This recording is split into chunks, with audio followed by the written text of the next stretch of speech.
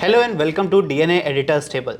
आज हम लोकसभा चुनाव 2024 की साउथ की सबसे ज़्यादा चर्चित सीट जो है उस पर चर्चा करने वाले हैं। इस सीट का नाम है हैदराबाद लोकसभा सीट। यहाँ पर बीजेपी ने माधवी लता को उतारा था। ओवैसी जो कि जिनका गढ़ कहा जाता है, असदुद्दीन ओवैसी का गढ़ कहा जाता है हैदराबाद को, और पिछले लगभग 40 सालों से ओवैसी के दादा परदादा भी वहाँ पे राज करते हुए आए हैं। तो इस बार लेकिन कुछ ऐसे बातें चल रही हैं, चर्चा हो रही है कि शायद ओवैसी को हैदराबाद में झटका लगेगा, और काफ़ी दिनों से ओवैसी बहुत ज़्यादा एक्टिव भी नहीं दिख रहे हैं।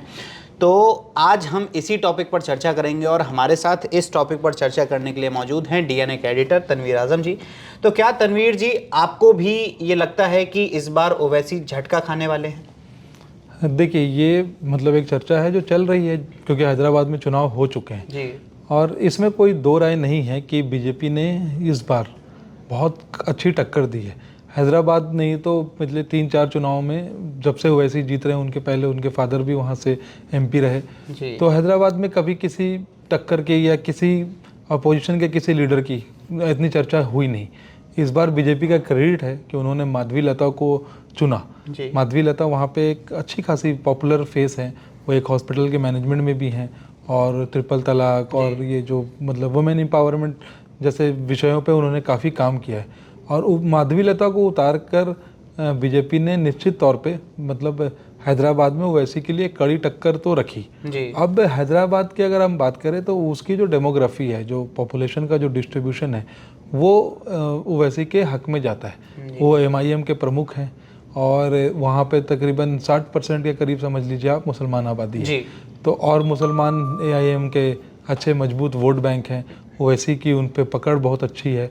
इस बार जो मतलब मैं ये तो नहीं कह सकता कि ओवैसी को झटका लगेगा या ओवैसी हार जाएंगे, लेकिन हाँ, जैसे मुसलमान जो हैं, जो पसमानदा मुसलमान खासकर हैं, जो मतलब एक्सट्रीम बैकवर्ड में आते हैं, उनका थोड़ा सा बीजेपी की तरफ रुझान देखने को हमें मिल रहा है। सिर्फ हैदराबाद में ही नहीं, बिहार में भी ये ऐसा रुझान देखने को मिला है। उत्तर प्रदेश में कई मतलब उन्होंने वोट भी किया है बीजेपी को, बिहार में भी वोट कर रहे हैं वो बीजेपी को। तो अगर इट्स अ बिग इफ, अगर वो पसमानदा मुसलमान ओवैसी की तरफ झुक जाते हैं, सॉरी माधवी लता की तरफ जाते हैं, ओवैसी से कट कर माधवी लता की ओर जाते हैं, तो मतलब जो पोलराइजेशन है जो वोट का, मतलब हिंदू मुस्लिम, तो जहाँ तक मुझे लगता है कि जो हिंदू वोट है वो माधवी लता के साथ खड़ा है। और माधवी लता ने बड़ी अच्छी कैंपेनिंग की और ख़ुद अमित शाह उनके लिए रोड शो करने गए, और भी बीजेपी के leader, for example Navneet Rana वहाँ जो अमरावती से एमपी हैं, अब बीजेपी में है, पहले इंडिपेंडेंट थी, इस बार बीजेपी से चुनाव लड़ रही हैं, वो भी गई और उनके एक बयान ने काफ़ी मतलब ये कहते हैं जिसको काफ़ी खलबली भी मचाई। तो चांसेस मुझे लगता है कि कम है, लेकिन पॉलिटिक्स है, राजनीति है। हमने बड़े बड़े नेताओं को हारते हुए देखा है, बड़े बड़े किले ढहते हुए देखे हैं। मतलब जब राहुल गांधी अगर स्मृति ईरानी से अमेठी से हार सकते हैं तो वैसे भी माधवी लता से हार सकते हैं। लेकिन इस पे एक चीज़ जो नोटिस करने लायक है वो ये है कि ओवैसी भी मतलब उनको भी ऐसा एक आभास लगा कि मतलब ये जो है माधवी लता, ये कोई पुश ओवर नहीं है, इनको हम आसानी से हरा नहीं पाएंगे। तो उन्होंने भी मतलब इस बार काफ़ी दिन तक वो हैदराबाद में, जब तक चुनाव संपन्न नहीं हो गए, तकरीबन आखिरी के जब चुनाव के पहले के 8-10 दिन वो लगातार हैदराबाद में ही रहे, कैंपेनिंग की, अपने लोगों से मिले।